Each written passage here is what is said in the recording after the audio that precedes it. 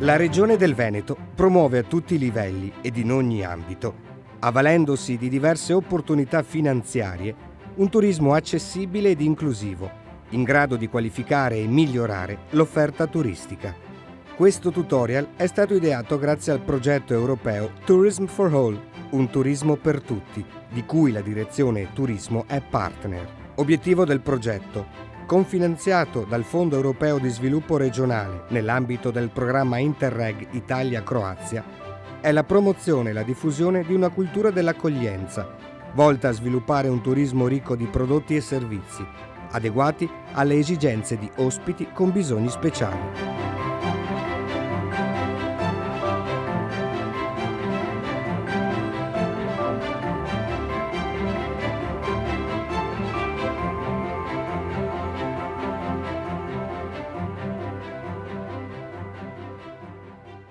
Un saluto a tutti, sono Consuela Agnesi e sono un architetto libero professionista esperto di progettazione inclusiva e accessibilità. Questo è un tutorial dedicato a come approcciarsi con le persone con disabilità uditiva. Secondo l'Organizzazione Mondiale della Sanità, il 15% della popolazione mondiale ha disabilità uditiva. Il numero non è indifferente, infatti si ipotizza che sono circa 360 milioni di persone nel mondo. Non è un numero indifferente, così come quando andiamo a parlare dei dati in Italia, che addirittura il 15% della popolazione italiana presenta disabilità uditiva. E se vogliamo entrare più nello specifico, 189.000 persone in Italia hanno anche disabilità alla vista e all'udito, circa lo 0,3% della popolazione, e vi dico di più. Si pensa che il trend, secondo l'Organizzazione Mondiale della Sanità, è in aumento, tanto che si prevede che per i prossimi anni la disabilità uditiva può aumentare del 4,6% ogni anno, quindi significa che intorno al 2050 potremmo avere più di 500 milioni di persone al mondo che hanno disabilità uditiva. Voglio da subito sfatare un mito: il concetto di sordomuto. Il termine sordomuto ormai è obsoleto oggi, perché le persone sorde ovviamente parlano sia utilizzando la lingua dei segni che parlando attraverso la lingua italiana, quindi non si può più definire, anche perché a livello legale il termine sordomuto è stato abolito nel 1992 e di conseguenza oggi possiamo parlare solo di persone sorde o persone con disabilità uditiva. E poi al di là ci sono anche tanti altri termini che non vengono di solito apprezzati dalle persone sorde, come non udente, audioleso, addirittura affetto da sordità, perché noi non siamo persone malate, ma viviamo una condizione di sordità. Quindi alla fine di tutto questo è importante dire che siamo persone sorde. Sordo, oppure chiedere: ma lei è sordo? Oppure persona con disabilità uditiva. Questi sono i termini più corretti, ma semplicemente la cosa più semplice da fare oggi è quella di chiamarci per nome. Le persone con disabilità uditiva vivono in un mondo dove il canale primario è la comunicazione sonora e vocale, e per questo motivo non sempre riescono a partecipare attivamente alla vita quotidiana. Infatti muoversi all'interno di un ambiente fatto di suoni e rumori non sempre è possibile per le persone con disabilità uditiva. Faccio un esempio emblematico come quello dell'ascensore. L'ascensore è per tutti il simbolo dell'accessibilità vera e propria, perché al suo interno per esempio ha la pulsantiera braille, la porta, larga 1 metro e così via. Ma quando si tratta di comunicare in emergenza, cosa succede? Che la persona con disabilità uditiva non riesce a comunicare, proprio perché quando deve premere il pulsante dell'emergenza, dall'altra parte deve comunicare e non riesce a sentire. Quindi questo è un esempio che si moltiplica all'interno di un qualsiasi ambiente. Quando è presente qualsiasi allarme è quasi sempre sonoro e mai veicolato in maniera visiva. Quindi di conseguenza si può immaginare quante difficoltà una persona sorda può avere all'interno di un qualsiasi ambiente, che sia un albergo, che sia un ufficio, che sia qualsiasi luogo pubblico, in cui tutto viene veicolato attraverso la comunicazione sonora. Le persone con disabilità uditiva non possono essere definite una categoria omogenea. Possiamo invece parlare di infinite sfumature della sordità, perché al proprio interno siamo tutti diversi, abbiamo percorsi di vita diversi, un po' come tutti noi, caratteristiche, percorsi di educazioni, esperienze di vita diverse. Così anche al proprio interno le persone sorde possono essere persone sorde che utilizzano la lingua dei segni, persone sorde che possono essere bilingui, che utilizzano sia la lingua dei segni che la lingua italiana. Infatti possiamo parlare di persone sorde che parlano in più lingue diverse. Abbiamo le persone sorde che parlano la lingua dei segni italiana, oppure persone sorde che parlano la lingua italiana, oppure persone sordi bilingui che parlano sia la lingua dei segni che la lingua italiana e così via. Quindi diciamo che ci sono più modalità di comunicazione con le persone sorde. La lingua dei segni è una lingua vera e propria, come qualsiasi altra lingua. Ha una struttura, regola, grammatica, proprio come qualsiasi altra lingua. L'unica cosa particolare e che colpisce è il fatto che passa dal canale visivo-gestuale e non da quello uditivo a cui solitamente le persone sono abituate. Quindi di conseguenza molto spesso le persone confondono la lingua dei segni con i gesti, per cui solitamente, come noi sappiamo, noi italiani siamo famosi nel mondo perché accompagniamo ogni nostro dialogo con i gesti, un po' come quando si va a dire vieni, andiamo a prenderci un caffè. Ecco, quindi molto spesso si crea una confusione e si tende a dire il linguaggio dei gesti, oppure quelle due persone stanno gesticolando, ma in realtà quando andiamo a parlare di lingua dei segni, proprio perché passa dal canale visivo-gestuale, quindi dal canale del silenzio, stanno parlando una vera e propria lingua, perché c'è proprio una costruzione di ogni frase. Vi dico di più, faccio un esempio molto semplice. Qui parliamo di lingua dei segni italiana, ma abbiamo la lingua dei segni francese, la lingua dei segni tedesca, americana e così via. E non solo, pensate che abbiamo anche le varianti dialettali, quindi ogni regione ha anche i suoi segni. Questo dimostra che la lingua dei segni è una lingua a tutti gli effetti. Dobbiamo considerare quindi che le persone sorde non tutte conoscono la lingua dei segni, quindi bisogna capire di volta in volta con quale tipo di persona sorda si sta relazionando. E non solo, le sfumature possono essere date anche dai tipi di protesi, perché ci sono le persone sorde che portano l'impianto cocleare, ci sono le persone sorde che portano le protesi endoauricolari, retroauricolari, oppure ci sono anche le persone sorde che non portano nessun tipo di protesi. Quindi di volta in volta si possono trovare persone con disabilità uditiva diverse. E queste sono una delle tante sfumature. Possiamo pensare anche semplicemente alle persone anziane con calo d'udito. Anche queste sono delle persone che hanno comunque bisogno di comunicare in maniera differente. A prescindere dalle infinite sfumature che ci possono essere tra le persone sorde, un operatore, un albergatore non deve considerare il fatto che può portare le protesi o meno, può parlare attraverso la lingua dei segni o quant'altro. L'importante è saper accogliere la persona sorda e sapersi relazionare con essa. Adesso parleremo, ma come vivono ogni giorno le persone sorde? Quali sono le difficoltà che possono incontrare nella vita quotidiana? È vero che la persona sorda può camminare, può sembrare autonoma, ma in realtà all'interno di un qualsiasi ambiente trova delle difficoltà. Faccio un esempio molto pratico.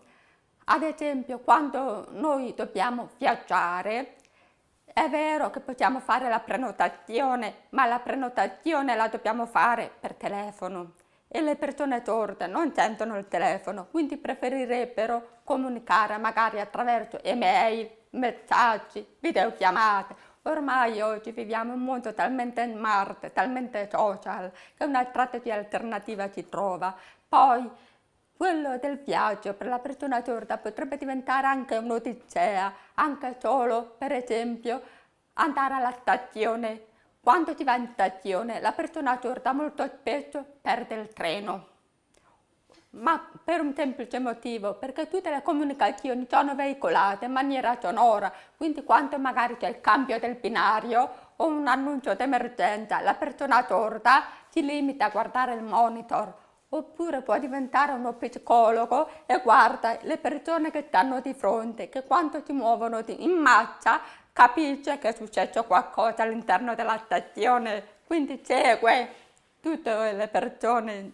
Quindi noi facciamo molto affidamento sul fatto che ascoltiamo attraverso gli occhi, quindi dobbiamo percepire suoni e rumori attraverso gli occhi in qualsiasi contesto, e anche solo per esempio guidare, arrivare al casello autostradale, molto spesso c'è lo sportello, la cassa automatica, che quando si blocca, a me succede in media una volta al mese, si blocca, non riesco a comunicare per poter liberare, cioè per poter far alzare la sbarra. Quindi di conseguenza quando viaggiamo poi è difficile anche comunicare, perché molto spesso andiamo nei ristoranti e cerchiamo di comunicare con le persone, ma non sempre riusciamo a capire, perché magari le persone non si esprimono bene attraverso la lettura labiale o quant'altro, oppure perdono molto spesso la pazienza. Ma la cosa più importante è che anche orientarsi all'interno di tutti gli spazi non è così facile, perché manca la segnaletica visiva di orientamento, la segnaletica visiva al posto di allarmi sonori. Quindi immaginate che per noi muoverti all'interno di qualsiasi ambiente diventa come un campo minato. Viste le molteplici difficoltà delle persone sorde all'interno di qualsiasi ambiente, c'è la possibilità quindi di fare una comunicazione inclusiva e multimodale, dove tutte le informazioni sonore possono essere veicolate in maniera visiva o a vibrazione attraverso soluzioni e strumenti e dispositivi che servono per ovviare al problema. Faccio un esempio molto pratico. L'allarme antincendio, che è sonoro solitamente, potrebbe essere trasformato con una segnalazione visiva lampeggiante. Come molto spesso si vedono tutte queste targhette rosse che lampeggiano quando c'è un allarme. Ecco, allo stesso modo poi si possono trovare soluzioni alternative. Ad esempio, per una soluzione per l'ascensore potrebbe essere, invece di utilizzare la comunicazione sonora, mettere un monitor con un display dove si può scrivere, dove si può interagire e così via. Oggi, grazie alla tecnologia, abbiamo a disposizione molte soluzioni per poter affrontare questo tipo di problema. Per comunicare con una persona sorda bisogna partire da una base molto semplice. Così come si può utilizzare questa modalità con qualsiasi altra persona. Dedicare un po' di attenzione alla persona quando arriva. Quindi quando arriva una persona sorda dovete semplicemente mettervi di fronte, ricordando proprio il fatto che è sorda, quindi deve fare la lettura labiale e quant'altro. Quindi porci di fronte e cercare di accertarsi di avere il viso illuminato in modo che sia possibile fare la lettura labiale. E di conseguenza, quando bisogna parlare con la persona sorda, utilizzate un tono di voce adeguato, normale, a una velocità adeguata come sto parlando in questo momento io adesso.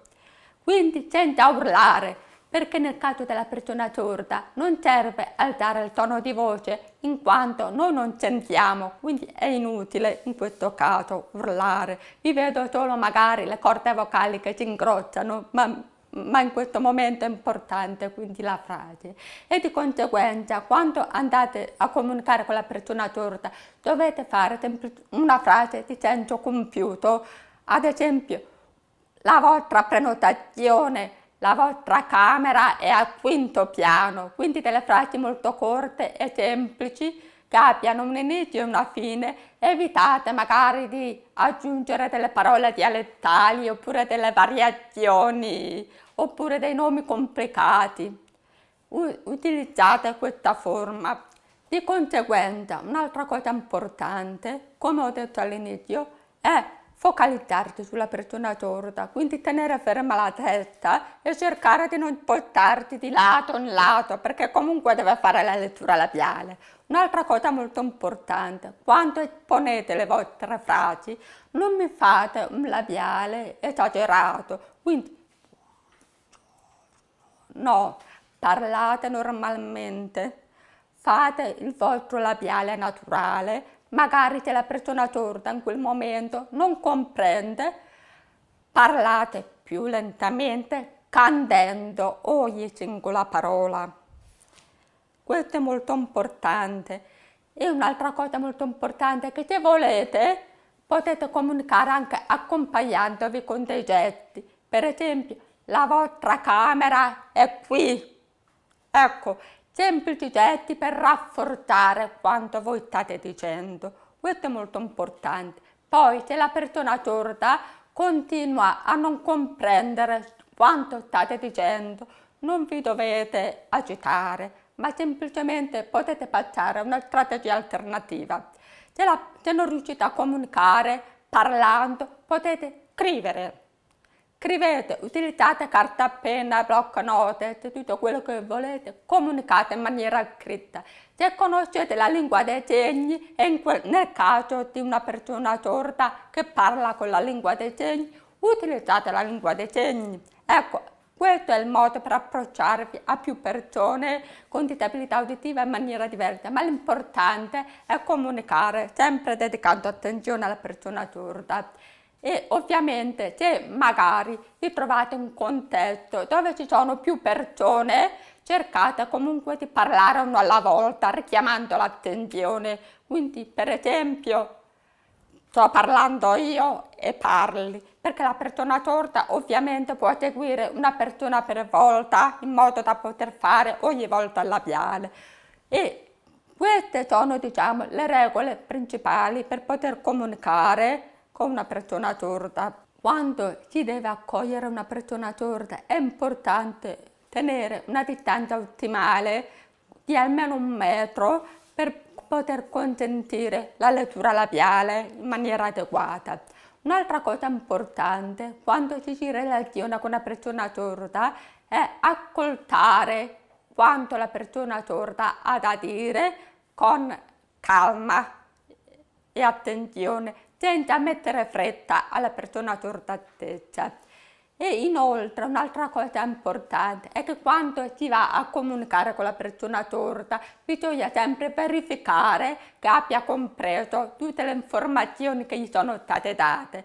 Quindi cercate la conferma di quanto state dicendo. Per esempio, se la prenotazione non è andata a buon fine, se la persona sorda magari non reagisce o quant'altro, tu comunque devi chiedere la prenotazione è da rifare, cioè cercate di avere una conferma oppure andate a chiedere se ha effettivamente compreso il dialogo che state facendo. Come si possono rendere accessibili gli alberghi alle persone sorde? Ci sono diversi dispositivi e ausili in commercio per poter dare accessibilità o garantire servizi alle persone sorde. Ad esempio, se una persona sorda si vuole svegliare, ovviamente non può utilizzare la sveglia sonora in albergo, quindi un esempio potrebbe essere questo.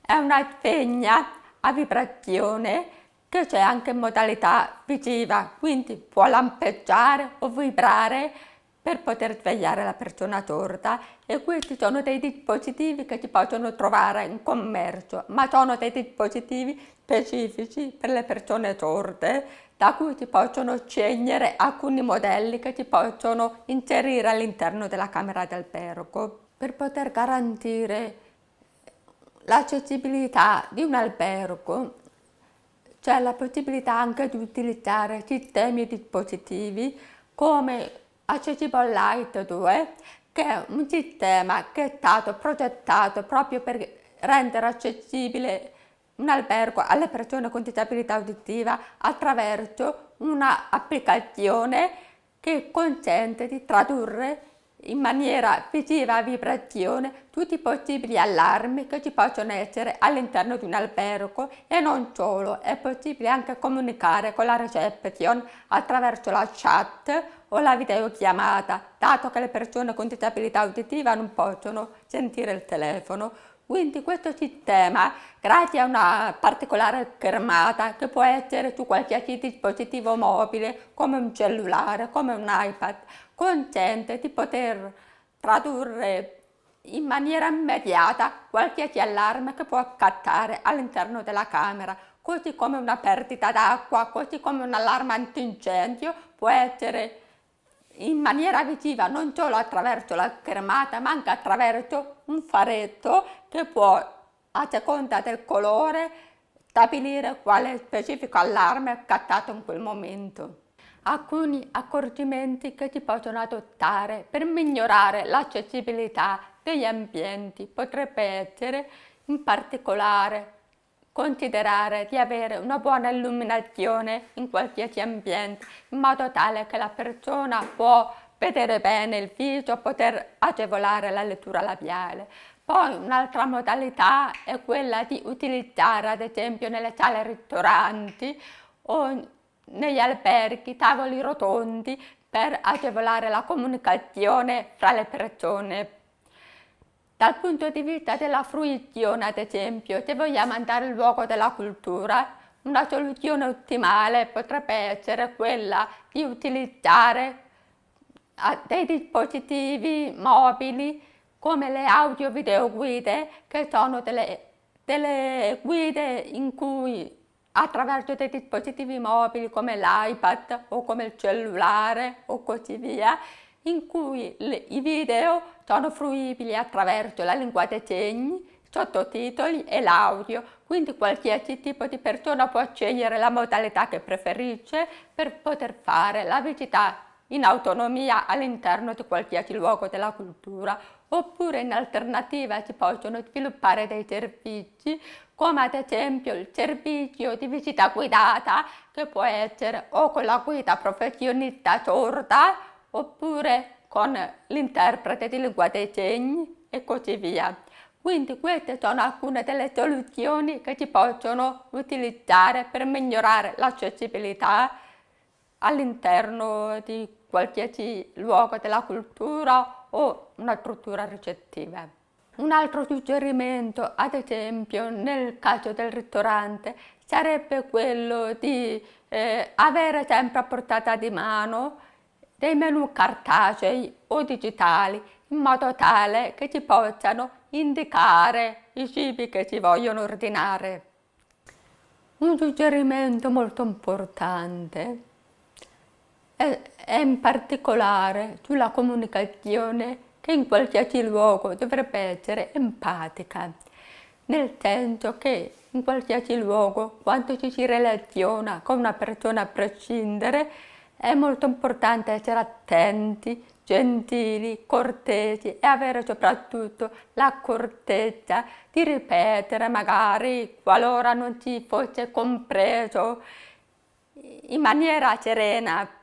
Quindi è molto importante questo concetto, perché così la vacanza diventa anche più gradevole per tutti.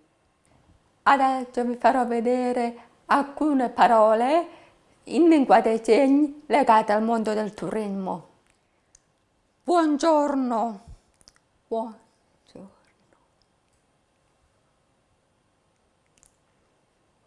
Buonasera.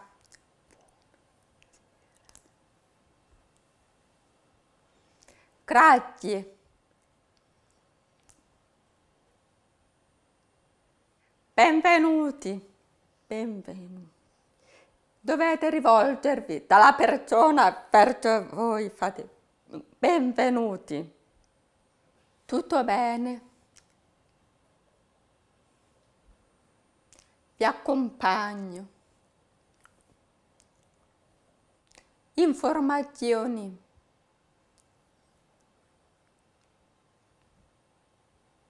A voi il menù.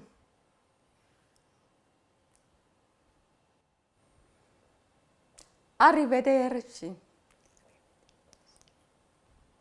Sarebbe bello in futuro un mondo in cui ogni persona può comunicare in tutta libertà e in piena autonomia.